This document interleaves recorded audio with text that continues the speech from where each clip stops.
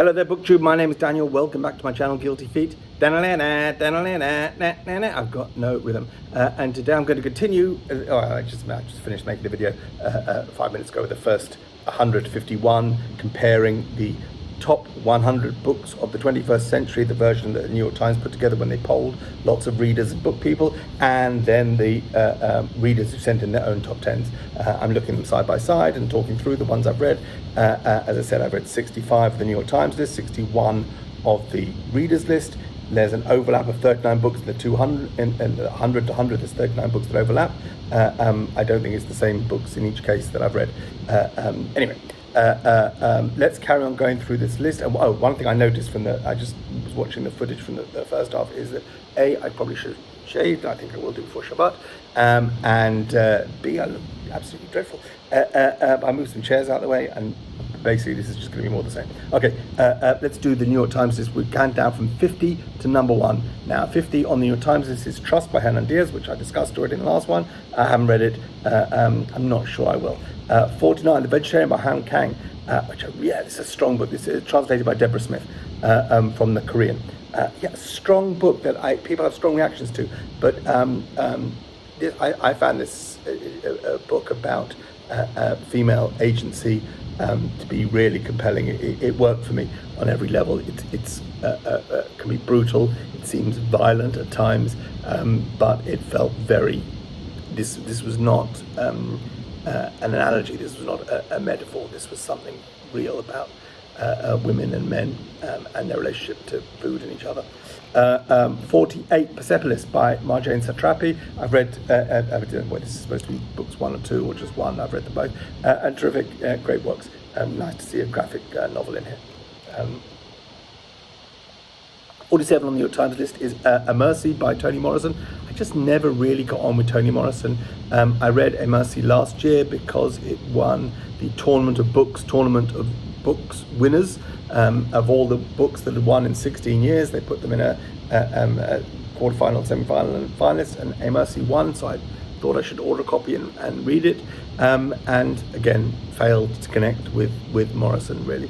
I understand Beloved on an intellectual level, why it's a fantastic book, but nothing else that I've read by her has really worked for me, and I'm sure in this instance, I don't say this about everyone, with Marilynne Robinson, who's going to show up soon on this list. I don't think I'm the problem. With Toni Morrison, I'm pretty sure I'm the problem. 47, that's 47. 46, Donna Tartt's The Goldfinch. This was a cultural phenomenon. It's an amazing book. We're all waiting for, I read Secret History when it came out, and I read the Little Friend, and I read The Goldfinch, and please, Donna Tartt one day will bring us another novel. But The Goldfinch did not disappoint. In a way, after The Secret History, The Little Friend, someone will tell you, maybe even KD, maybe Kieran at KD Books, who says The Little Friend is Donna Tartt's best book. Okay, listen to hate, as my father would say, in good health. But The Goldfinch was the return to form that we loved and appreciated, and can't believe it's over 10 years now since it was published. The Argonauts by Maggie Nelson, another of those books that changes the way you see the world and helped me to find questions for things I didn't know know. Really amazing. 44, there's the 5th season, which I spoke about when it showed up a little earlier on in the readers list. And 43 is Post-War by Tony Jute. I don't know how to pronounce his last name. I know he's an important historian. This is the history of Europe since 1945. Haven't read anything by him. Maybe I should at some point. 42, Brief History of 7 Killings. This is the New York Times list of readers. I'm not surprised this doesn't show up on the readers list, because it's a tough read. It won the Booker Prize. It's a terrific book. I enjoyed this very much, but this is not a pick it up. It's not a beach read.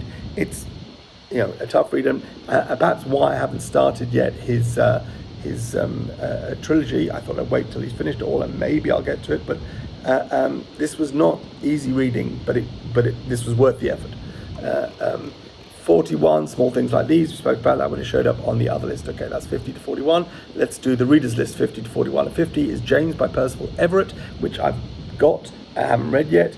I don't think The Trees appears on either of his lists. I think Erasure is going to be on the New York Times list. I understand that's a reader's book, and I read that last year and then saw the movie. And Erasure is, I think, after The Trees, my favourite so far of his books. I've read 4 of them, and James to come.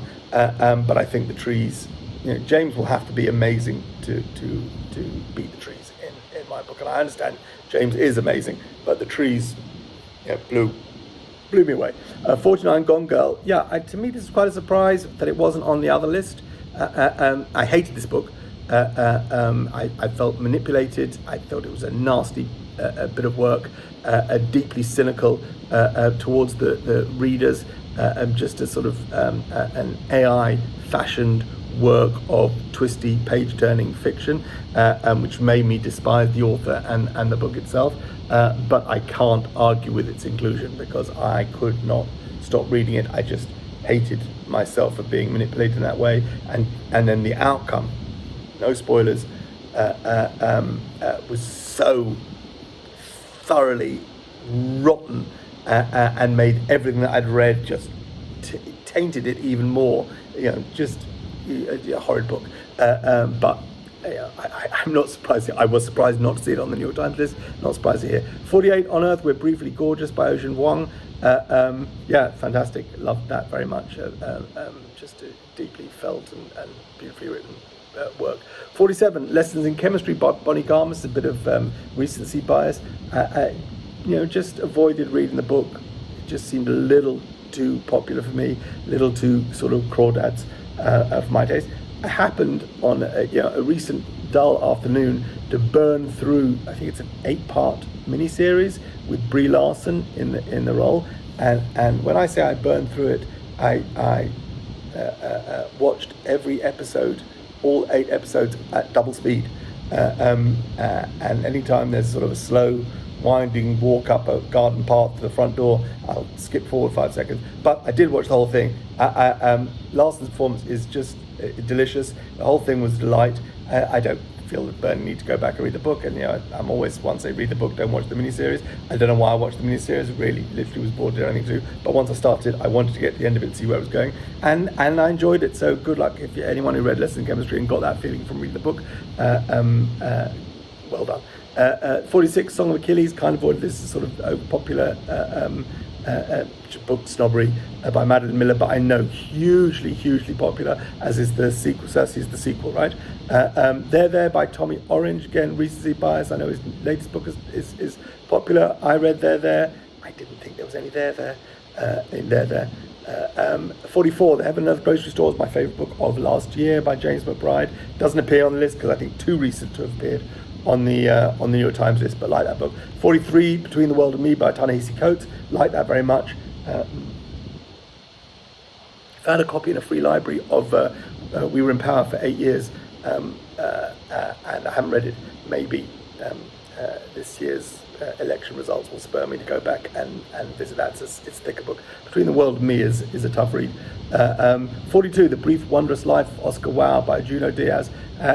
Diaz is probably cancelled for inappropriate relationships with women. Oh, so Between the World and Me disappear on the main list. 36 Brief Wondrous Life of Oscar Wilde is number 11 on the book. So it's really a book writer's book, it seems like. I know it gets a lot of praise. I read The Brief Wondrous Life of Oscar Wilde at its heyday and thought it was okay. It didn't blow me away, and I don't know if Diaz will publish again or will have another chance after things that people claim that he's done. 41 Life After Life by Kate Atkinson, which we've already spoken about on the main list. 41 on this readers list. Okay, I like Kate Atkinson very much. Let's go back and do where are we at? 40 to 31. Did I do that? Yeah, I think I stopped too early. 41 on the New York Times list for small things like these. Okay, 40 to 31. 40 is H's of Hawk. Terrific choice. I might have had Lab Girl by Hope Yaren in here as well. But H's of Hawk, which doesn't appear on the readers list, is a nice addition here. Again, it's sort of a book lover's book, I believe.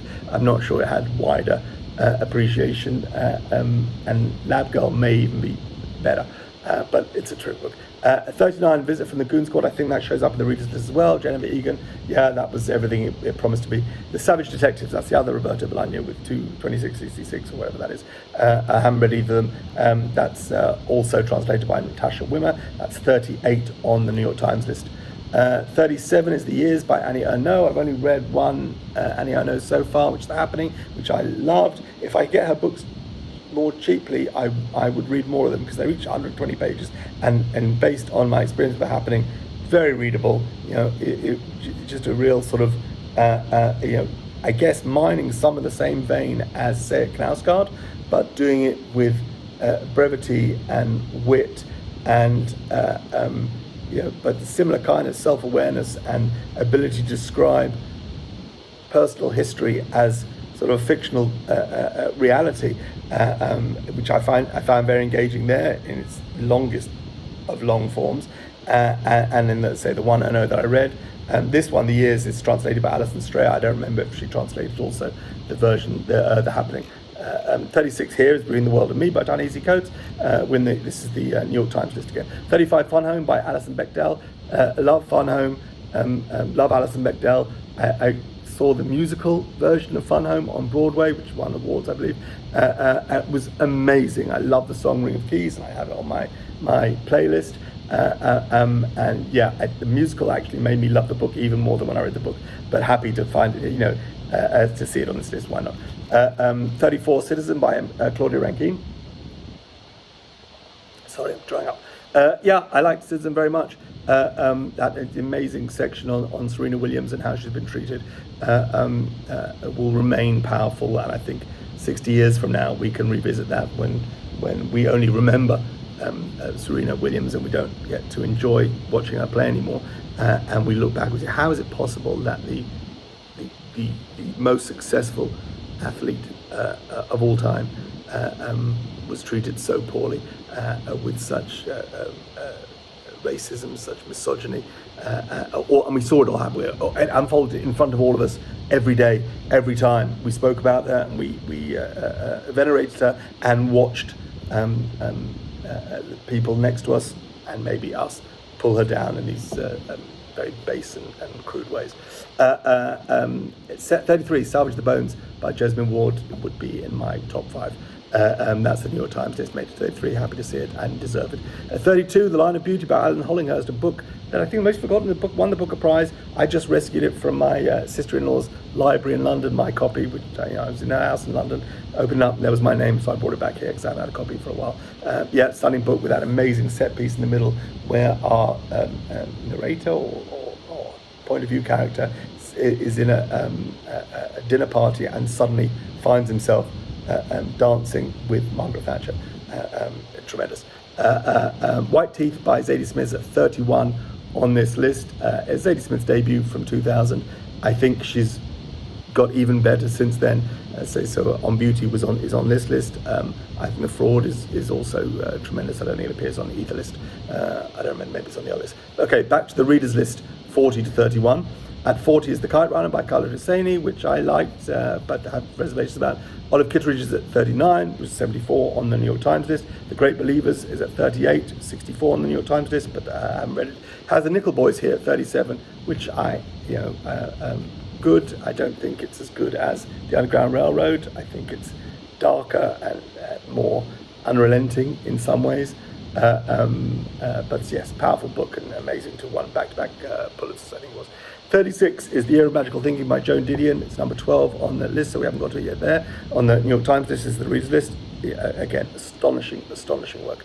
35 is The Covenant of Water by Abraham Verghese. I haven't read The Covenant of Water. 34 is Cloud Atlas by David Mitchell. It's number 28 on the book reviews list. I think if you had to pick a David Mitchell book of the 21st century, Cloud Atlas is the showy, obvious one. I don't think it's my favourite, and maybe even my least favourite. I think Black Swan Green is outstanding. I think The Thousand Autumns of Jacob Desert is outstanding. I think The Bone Clocks blew my mind. Love David Mitchell. 33, The Book Thief by Marcus Zusak. Ostensibly a book for children or young adult readers, but a fine piece of work, disturbing and creepy and a new way of addressing the grimmest part of the 20th century from the 21st century. I'm happy to see it on this readers list, I guess. 32 is Cloud Cuckoo Land by Anthony Doerr. Interesting, Doerr doesn't appear at all on the New York Times list. All the Light You Cannot See has somehow become a sort of poo-pooed book. I think that's almost a flawless book. Cloud Cuckoo Land is flawed, but maximalist and fantastic. All the Light You Cannot See may be flawless. It may not be the best book, but it may be without flaws. I think it's higher up on this list, but I don't think it appears at all on the New York Times list. And 31 is Circe. So we had Song of Achilles and Circe's here, Madeline Miller, not appearing at all on the New York Times list, but the readers rate her. Back to the New York Times list at 30. Sing, Unburied Sing. So I think this comes higher than Salvage the Bones, which I think is the wrong order. But certainly Ward is... I will read everything that she publishes for the foreseeable future. 29, The Last Samurai by Helen DeWitt. I know this book has a whole storyline. The story has become about the story as much about the book itself. As sort of like Stoner by John Williams in many ways, and Ollie, a criminologist, did a brilliant review and then telling of that story. So The Last Samurai hasn't quite the convoluted thing, but I believe it did go out of print. I believe Helen DeWitt was very out of favour for a number of years and has been rediscovered. I read this round about the time it came out in 2000. I picked up a copy in a second-hand shop in Toronto on a business trip, so I knew enough about it to pick it up and read. This wasn't a blind pickup. I knew that this had been highly reviewed, and picked it up then. So Last Samurai, happy to see that on the New York Times list. I'm not sure it's on the readers list. I can't remember already. And Cloud Atlas is at 28 on the New York Times list. Americana by Chimamanda Ngozi Adichie. I should not try and rush that. So I read one of hers. Was it Half Yellow Sun? Or I think Half Yellow Sun I read. With the intention of becoming an Adichie fan and going on to Americana. Half Yellow Sun was just 150 pages too long. I read a very short book, a speech that was published. I've got two Adichie books, but I haven't gone back to Americana because the sources there was 450, 480, 500, 520 pages. Something that tells me I could have done with an edit. It's just in that sweet spot of do I really want to take this on? So I haven't read 27 on the New York Times list. Ian McEwan's Atonement at 26. Again, probably a top 5 book for me. I don't think it appears at all on the readers list. Amazing. Life of Pi, Atonement, Salvage the Bones. These are the books that are in my top canon for the 21st century. 25 is Random Family by Adrienne Nicole LeBlanc. Well, that's as confusing a title and author as it's possible to imagine. I don't know anything about it.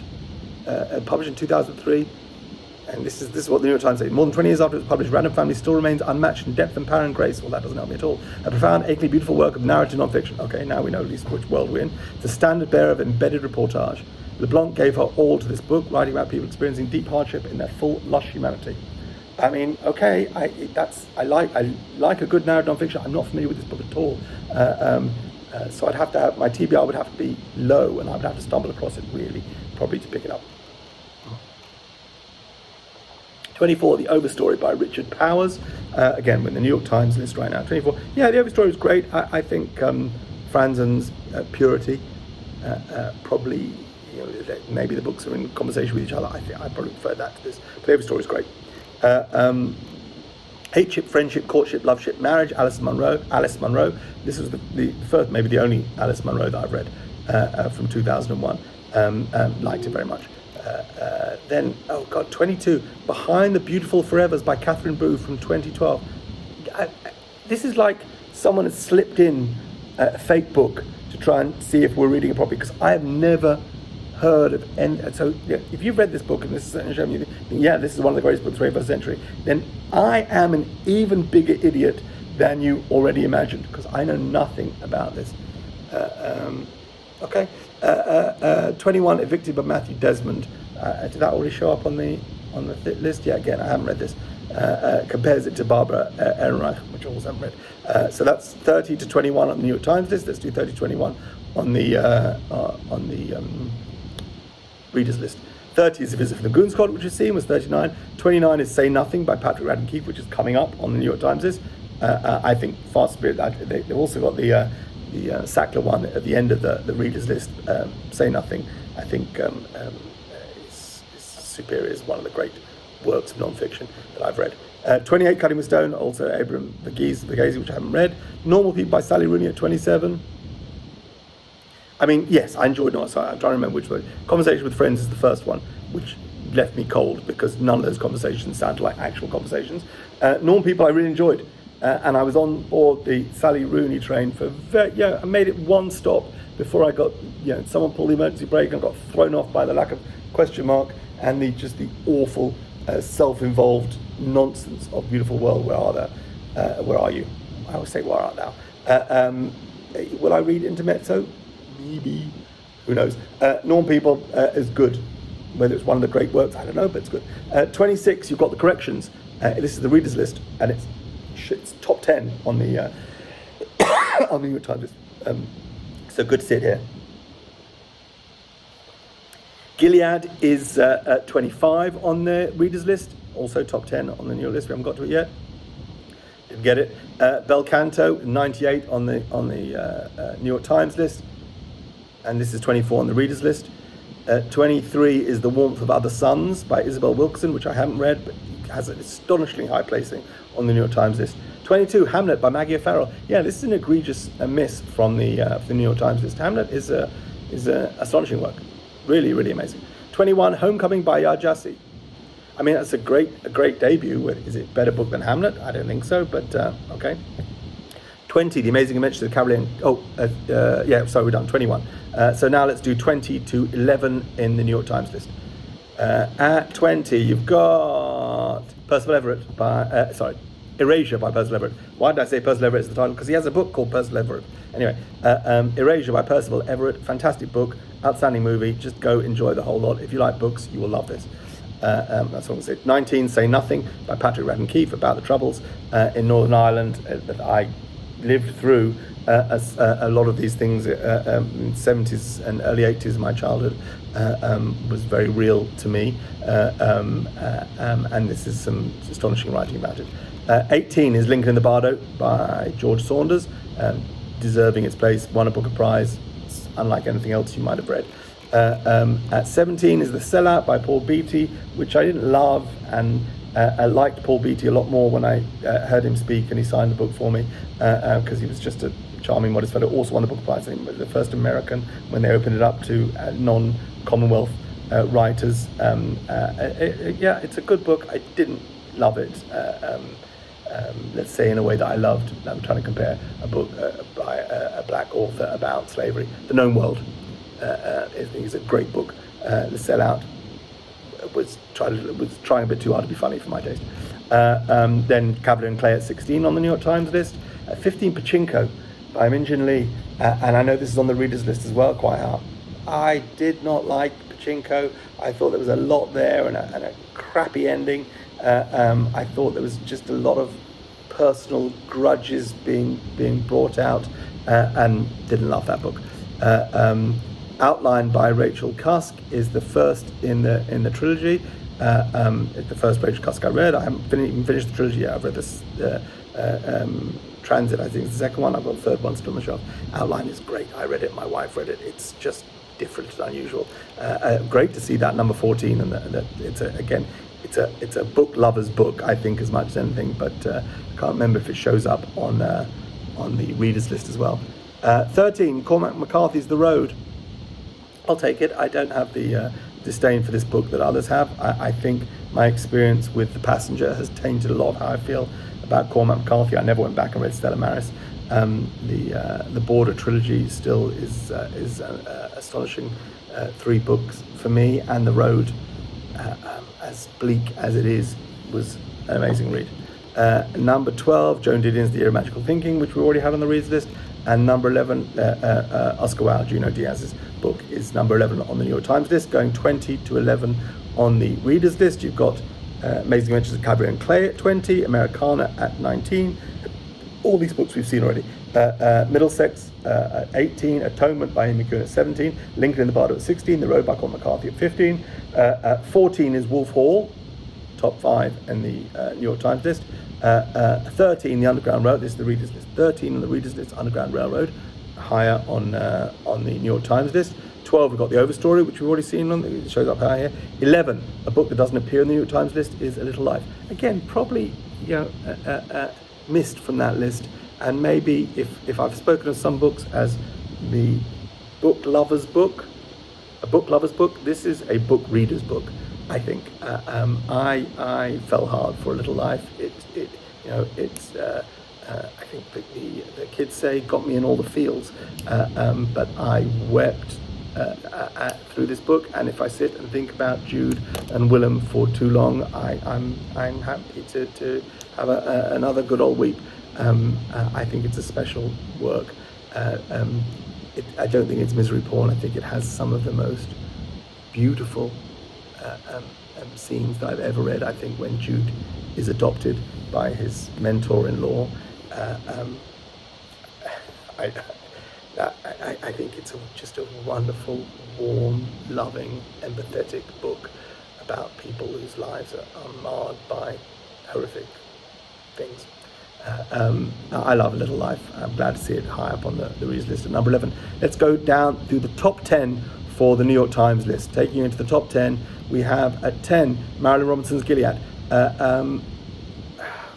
It's probably just not for me. I read Homecoming and I've read this, and I like this in the underneath it says, if you liked Gilead, try Tinkers by Paul Harding. Yeah, read Gilead, read Tinkers by Paul Harding, didn't like either of those. 9, Never Let Me Go by Kazuo Ishiguro. I think this is always overvalued, but there it is. Austerlitz by W.G. Sebald is at number 8, translated by Anthea Bell. Yeah, I read this from 2001. I read this, and I know people love Sebald, and I didn't read his other one. Was it Ring of Fire, Rings of Saturn? I read this again, think it kind of went over my head. 7, The Underground Railroad by Colson Whitehead, valued very highly, and good to see it here. I think it's a superior work, so happy to see it in the New York Times top 10. Number 6 is 2666 by Roberto Bolaño, and translated by Natasha Wimmer, which you mentioned, which I haven't read. I get, they're just big books, right? So finding the time and the headspace for it is a thing. But The Corrections at number 5, which I have read. I've read everything by or not, at least everything since then, by Franzen. Where is it? Someone else down this. What else was it? And I love The Corrections. I think Crossroads may be his greatest work. Looking forward to the next in that trilogy whenever he deigns to deliver it. At 4 is The Known World by Edward P. Jones. If you don't know it, you've got something to look forward to. Not because it's a fun, entertaining read, but because you're in the hands of a master. Maybe one of the least read Pulitzer Prize winners, at least in this world of BookTube where people talk about things like that. But I happen to have lucked into reading it, and it's as good as its reputation should tell you. Number 3 here is Wolf Hall. Again, I think certainly the best of the trilogy. Is it the third greatest novel of the 21st century? I didn't think so. I've sort of given, if I had to do top 3, I think I might mention some of them already. Number 2 is The Warmth of Other Suns by Isabel Wilkerson, which I was familiar with cast list. I don't think I even know this book. Non-fiction, and it sounds like I really should read it. And then number 1 on the New York Times list, if you hadn't heard already, is My Brilliant Friend, the first of the Neapolitan Quartet by Elena Ferrante, translated by Anne Goldstein. Yeah, I mean, an outstanding. The quartet is just an astonishing feat, it's a solid choice. I think for many it's a surprise choice at number 1, but I don't think you'd find many people who could find fault with it. So by process of elimination, I think it does well. But in order to have been here, it's not just been everything else has been whittled away. It has to have been positively selected, and so that's I guess a surprise in some ways, but a good one. And that's the end of the New York Times list. Let's just do the 10 till 1 of the readers list. At 10, you've got Station 11, which we've seen. 9, Never Let Me Go by Kazuo Ishiguro. 8 is My Brilliant Friend, which made number 1 on the list. 7, Tomorrow and Tomorrow and Tomorrow. Really? 6, Educated by Tara Westover, which isn't on the other list at all. A bit of recency bias in terms of, I don't know how much non-fiction people who contributed to this read, and this may be one of the few that they've done. 5, Pachinko, overrepresented, but then I see at number 4, The Goldfinch, which I love, so I don't have a complaint about that. And in the top 3, 2 books didn't appear at all on the New York Times list, and the top book that readers chose is a very recent book, so it may have been too recent to appear on the New York Times list. And the 3 are in 3, the readers chose A Gentleman in Moscow by Amortals, which I really liked. I got no complaint. I resisted because I thought it was a sort of popular crawdads kind of thing, and also fiddling. And then picked it up, and it's, again, like number 2, is maybe flawless. Gentleman in Moscow may be a flawless novel. If it's not the best written book, it's written well enough that it is without flaw. And 2 is All the Light We Cannot See by Anthony Doerr. Happy, maybe that just makes me basic. That I've liked the top 4 at least. So Pachinko at number 5 is the only one of the top 5 that I didn't, thrill to. Number 2, All the Light We Cannot See. So number 1 in the readers list is Demon Copperhead, which is it's a little bit of recency bias there, but it's a strong enough book to be at the top of anyone's list. So I love that the readers right at the end came out with some books that all the bookish types who answered the poll didn't really come out with. I guess quickly, if I had to think of books that didn't make it to either of these lists, I would say Inside Story by Martin Amis, which may be a kind of recent thing. Maybe Joseph Anton by Salman Rushdie, going back to some of my favourites. Winter's Bone by Daniel Woodrell, which is sort of really noirish Appalachian crime, breathtaking, something like you've never read before. It was made into a movie that Jennifer Thingamy got her first Oscar nom for. But the book was outstanding. What else? The Knausgard doesn't appear on any of them. I would definitely have the first one of those in, because that was one of those game-changing books for me. What else? I don't know. These are fun lists. I'll put the links to both of them in the I've lost the will to live. God bless. Bye.